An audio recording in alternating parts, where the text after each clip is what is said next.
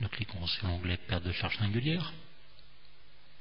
Et nous voilà devant l'interface de calcul des pertes de charge singulières. Alors pour calculer une perte de charge singulière, nous allons choisir l'élément que nous traversons. Par exemple, ici un cône.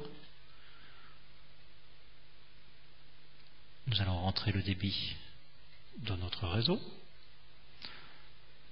On va rentrer l'angle du cône.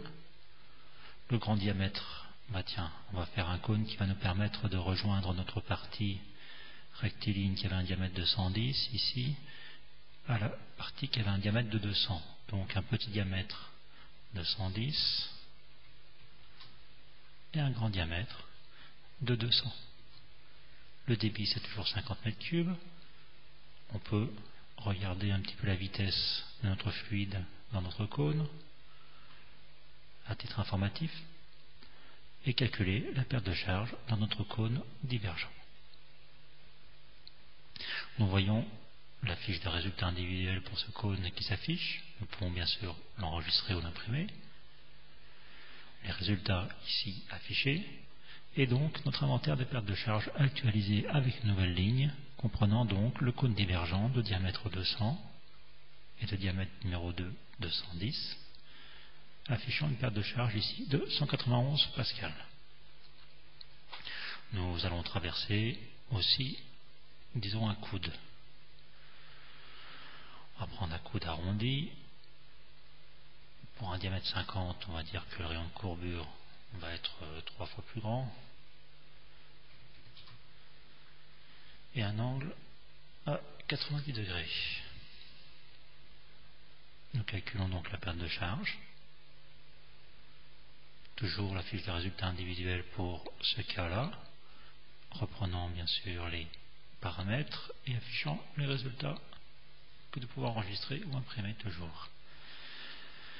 Dans l'inventaire des pertes de charge, en bas, c'est actualisé une nouvelle ligne pour ce coude arrondi, notant sa perte de charge et les différents paramètres qui nous ont permis de le calculer. Soit ici 90 degrés, température de l'eau, etc. Donc voilà, calculer une perte de charge singulière est assez simple. Il suffit simplement de choisir l'organe que nous allons traverser. Nous avons des rétrécissements, alors par exemple des diaphragmes, des élargissements. Alors comment est organisée l'interface à ce niveau-là? Vous avez les catégories, donc rétrécissement, élargissement, raccord, cône, coude, vanne et d'autres éléments, nous verrons plus tard. Dans les rétrécissements, nous avons diaphragme, rétrécissement brusque, sortie de réservoir, sortie de réservoir, départ de réservoir avec saillie, départ de réservoir profilé, rétrécissement oblique, rétrécissement arrondi. Dans les élargissements, qu'est-ce qu'on a?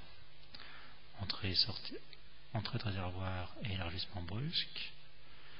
Dans les raccords, donc nous avons des raccords, donc des jonctions entre tuyaux, et là on peut calculer la perte de charge au passage de cette jonction, suivant le trajet du fluide. Il y a les cônes, donc on a vu, cône divergent, cône convergent. On a les coudes, donc coude arrondi ou bien coude à angle vif. Les vannes, robinet, boisseau, papillon.